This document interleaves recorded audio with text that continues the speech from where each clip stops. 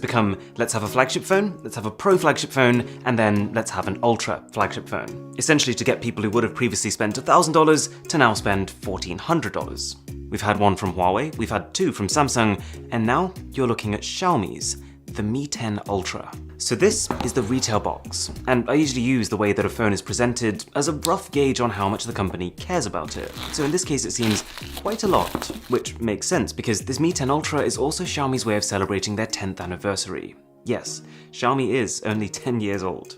So the first thing inside the box is just a card with what I believe is simplified Chinese on it. You've got the smartphone. This is clean packaging, a SIM ejector tool, and below that is a hard case. And it's not just plain, it is lightly textured, which is definitely an improvement. There's a headphone jack adapter, a USB-C cable for charging, and the most powerful charger you can possibly get on a commercial smartphone. And here's the Mi 10 Ultra.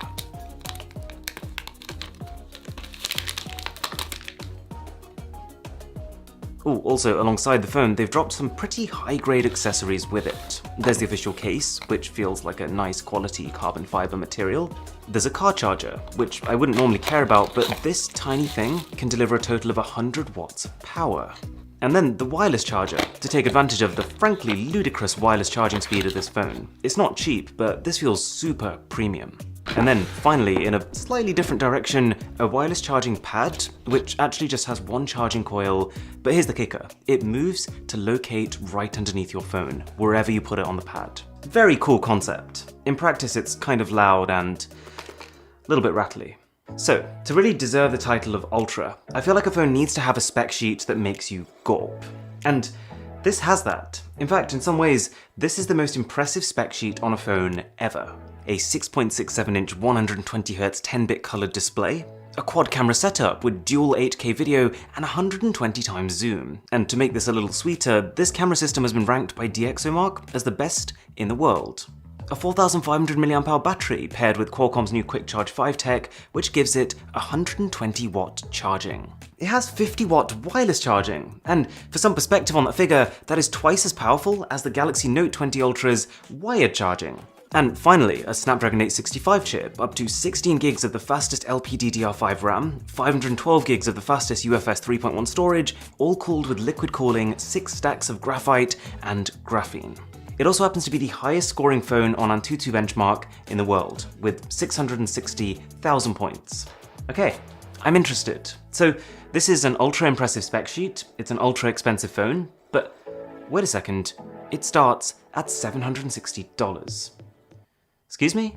I had to double check, I had to triple check, and yeah, sure enough, the converted Chinese price of this phone is $760. So even if for argument's sake we say $800, it has basically flipped the entire convention of an Ultra phone on its head. It costs less than Samsung's base normal Galaxy S20. So what's the catch? Oh, and if you're enjoying this video, by the way, a sub to the channel would be tremendous. Well, it doesn't look like they've cheaped out on the design. Although it has taken a very different direction to Samsung and Huawei's offerings, it does look just as excessive and ultra. And the camera module, while I don't think it's the prettiest, does look badass. It does look like it means business. But I will say this, I didn't quite realize how big the cameras would be until I actually picked the phone up for myself. You know, like the Galaxy Note 20 Ultra, that phone has a huge camera bump, but even that sits in the top third of the phone. This comes down almost halfway, which means that whatever hand I'm holding it in, fingers touch it a lot, especially if you're gaming. It's kind of a shame because the shape of the phone is super comfortable. It would have really benefited from a matte finish and cameras that perhaps go horizontally across. Although using a case does help quite a lot with both of these issues. And actually, just using this day to day, just trying to find the hidden catch that must be there somewhere, I really struggled. It loads games and apps quicker than I think any Android I've ever used, and I've been using this as my COD mobile machine, because it can play the game at 60 frames per second on the highest possible settings. The haptics when you're typing are pretty good, its dual speaker setup is very good, but the one thing that I've been marveling at, which I wasn't expecting to be marveling at, is the software. It's running Xiaomi's MIUI 12, and I think the best way to describe it would be with the word artistic. It's gone down a very different path to Google's stock Pixel software, but I was surprised how much I liked it. I like the new fonts, the organization of the settings menu, and how almost every action you do has a corresponding animation and haptic feedback. You leave an app, you see its icon change. You uninstall something and watch it explode, sending a shockwave through the rest of your apps. They've got these new wallpapers, they call them super wallpapers, and even though they do take up something ridiculous like 90 megabytes a file, they really are quite special. For starters, flicking between your screens, you'll see the background rotate. Okay, but then pop your phone into standby and it'll zoom all the way out of this rocky planet face to show you a global view. And without you even realizing what's happened, in that process it has seamlessly transitioned to its power-saving always-on display. And the whole thing even follows day and night cycles. Plus, I think Xiaomi have been really clever with the fingerprint scanner that sits just under. It's not the fastest, but when you place your finger on it, you feel like a soft vibration that then ramps up in intensity. When you first put your finger on, there's like a gentle whir, and then that slowly builds until it pops when you unlock the phone. In a weird kind of way, it feels like you're powering up your very own supercar. And because of the way they've done it, you don't notice the time taken as much. The main obvious downside is that there's just heaps of bloatware here, but you can remove almost all of it. But anyways, you're probably wondering, this is the highest rated camera in the world. So how good is it actually?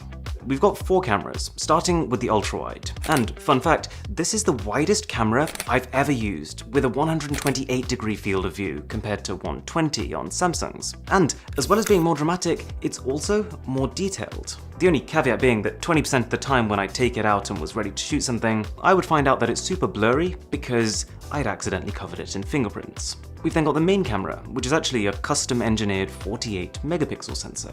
Credit where due, that number isn't doing it much justice. We actually see a lot of phones, even mid-range phones, with 48-megapixel sensors, but the important takeaway is that most of those are very small, whereas the one on this phone is actually larger than the 108-megapixel main camera of the Note 20 Ultra. It shows. Photos are exceptional. Actually, very reminiscent of the Huawei P40 Pro camera, aka my favorite phone camera of the year so far. The colors are spot on, more natural than Xiaomi, and the photos are just very detailed with almost zero noise. Oh yeah, and the dynamic range is crazy good, even more noticeable if you drop it side by side with the Galaxy S20 Ultra. I would use the Note 20 Ultra, but technically we're not allowed to share camera samples from that phone till the 18th, so S20 Ultra it is. Now, the one Achilles heel of this camera is that just as Samsung fixes its year-long focusing issues by introducing laser autofocus on its Note, Xiaomi starts the trend again.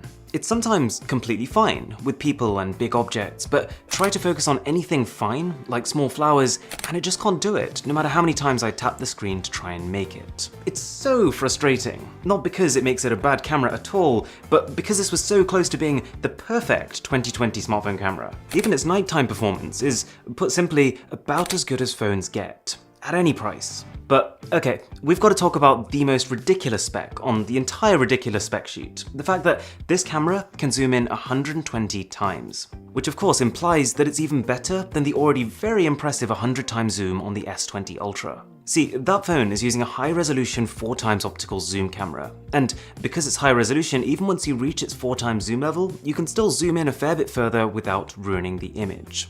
But this phone, by the looks of it, has just taken the same image sensor and dialed up the magnification from 4x optical zoom to 5x optical zoom. If I'm being really honest though, in practice, it's about the same.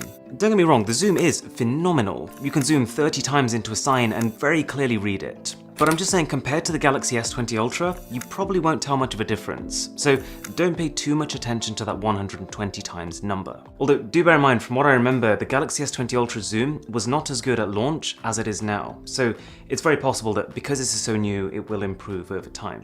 Oh, also, Xiaomi've created quite a cool spin-off feature from this zoom. It's called front and back, and it allows you to pick basically any combination of 2 different cameras on this phone, including the front camera, and record them at the same time.